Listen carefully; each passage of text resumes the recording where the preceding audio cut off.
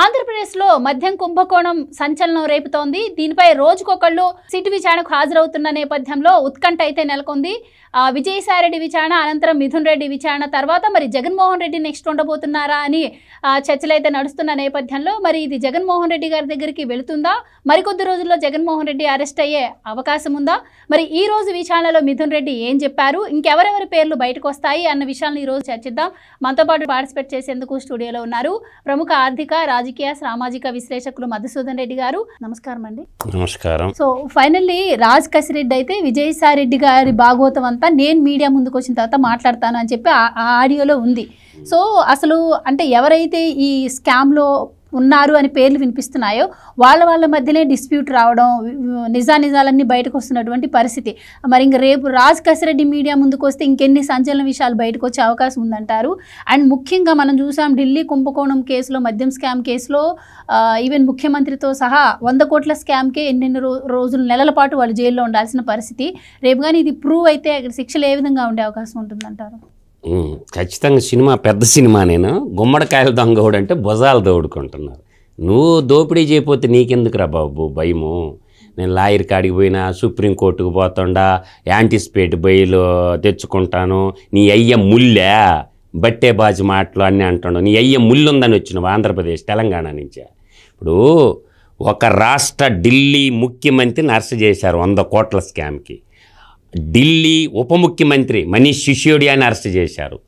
ఒక తెలంగాణ రాష్ట్ర ముఖ్యమంత్రి కూతుర్ని అరెస్ట్ చేశారు, పెద్దల సభలో ఉన్న ఎమ్మెల్సీని.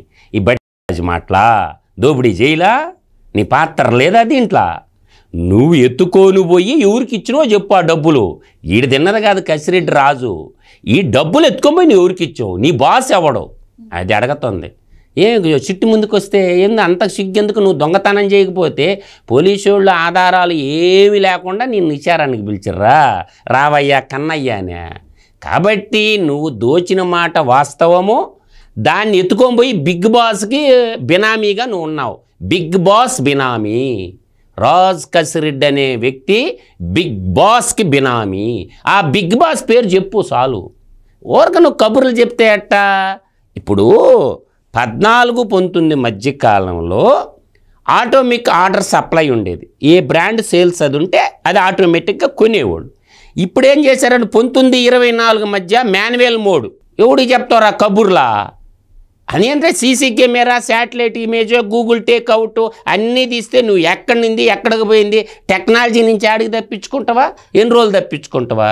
టెక్నాలజీ నుంచి తప్పించుకోవటం నిన్ను కాదు కదా, నిన్ను పుట్టించి నీ అబ్బతరం కూడా కాదు. అందువల్ల ఏంటంటే దొంగతనం చేయకముందు ఉండాల. ఆంధ్రప్రదేశ్ డబ్బులు తినేసి ఇతర దేశాలకి దాటిచ్చేసి, ఆఫ్రికాకి, దుబాయ్కి దాటిచ్చేసి ఎవరు చెప్తావు కబుర్లు? 14-19 మధ్యకాలంలో 31 బ్రాండ్స్ ఉండేవి. అంటే లో ప్రైస్ బ్రాండ్లు 50 రూపాయల నుంచి 70 రూపాయల దాకా అమ్మేవాళ్ళు. దాన్ని 120, 140కి పెంచి 2 బ్రాండ్లు కుదించి ధర చూడండి డబల్ చేసి ఇలా దొంగ తెలివితేటలు ఆడవపడుతుండే. 31 బ్రాండ్లు ఉన్నటువంటిని 2 బ్రాండ్లు కుదించి 50 రూపాయలు, 70 రూపాయల మధ్యలో రేట్లున్న వాటిని 120, 140 పెంచేశారు. అంటే ఒక ఓటేసిన పాపానికి, ఒక రాష్ట్రానికి ముఖ్యమంత్రిగా ఎన్నుకున్న పాపానికి రాష్ట్రం మీద పడి దోచేసింది కూడా గాక దానికి లెక్కలు చెప్పమ్మా. నువ్వు ఐటీ సలహాదారుడుగా ఉన్నావు. ఐటీ కంపెనీలు తేవాల్సింది పోయి లెక్కర్లో నువ్వు ఎందుకు ఉంగిలి పెట్టు? విషయం ఆయన చెప్పాలి కదా. ఐటీ సలహాదారుగా ఉన్నా నాకు సంబంధం లేదు. ఆ మాట వచ్చి చెప్పు. నువ్వు ఐటీ సలహాదారుడుగా ఉన్నాను, నాకు అసలు ఈ లెక్క వ్యాపారంతో సంబంధం లేదని చెప్పు. నువ్వు ఐటీకి చేసిన డెవలప్మెంట్ ఏంది? ఐటీ సలహాదారుడుగా నువ్వు తీసుకున్న జీతం ఎంత? ఐటీ గురించి మాట్లాడకుండా నువ్వు లెక్కర్ దాంట్లోకి ఎందుకు ఉంగిలి పెట్టినవా? అందువల్ల ఏంటంటే నువ్వు చేసినవు, తప్పు చేసినవు, దొరికిపోయినవు. అందువల్ల అంటే కుదరదు. నేను ఇందాక స్టార్టింగ్లోనే చెప్పాను మీకు, తెలంగాణ 5 ఏళ్ల కాలం తీసుకుంటే 1,48,827 కోట్ల వ్యాపారం చేసింది. కర్ణాటక 1,35,534 కోట్ల వ్యాపారం చేసింది. ఆంధ్రప్రదేశ్ మాత్రము 99,000 కోట్ల వ్యాపారం చేసింది. అంటే ఈ మధ్యలో ఉన్న 48,000 కోట్ల రూపాయల వ్యాపారం దొంగతనంగా మీరు చేసినట్టేగా.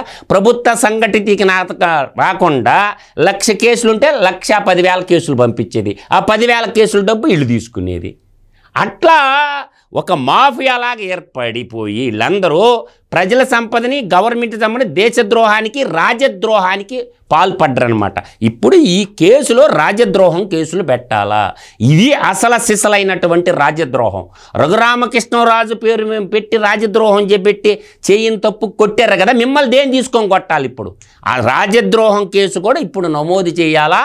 వీళ్ళ ఆస్తులన్నిటి కూడా ఈడీని కూడా PMLA preventive money laundering act కూడా రంగంలోకి దింపాలా? ఇది మామూలుగా APCID తేల్చే కేసు కాదు. CBI ED ఇన్వాల్వ్ అవ్వాలా. అప్పుడు వీళ్ళందరూ భరతం పెట్టాలా, వీళ్ళు తొత్తరా తిమ్మిరి తీర్చాలా. లేకపోతే అమ్మ అమ్మ అమ్మ అమ్మ ఎంత సొమ్మురా, పాపాత్ములారా. కాబట్టి వీళ్ళని ఓవును వదలకూడదు. రాజ్ కసిరెడ్డి దీంట్లో కిన్ పిన్. కాకపోతే వాళ్ళ బిగ్ బాస్ ఎవడో ఆడి పేరు చెప్పొచ్చు. వీడు తినడని అంటారా? బిగ్ బాస్ ఎవడో, ఆ బిగ్ బాస్కి డబ్బులు ఎలా మళ్ళిచ్చావు, ఏ కంపెనీలో పెట్టావు, ఆ కంపెనీ నుంచి ఎలా మళ్ళీని, ఈ బిగ్ బాస్ కహానీ అంతా బయటికి వస్తుంది. ఇంకా బిగ్ బాస్కే తప్పదు.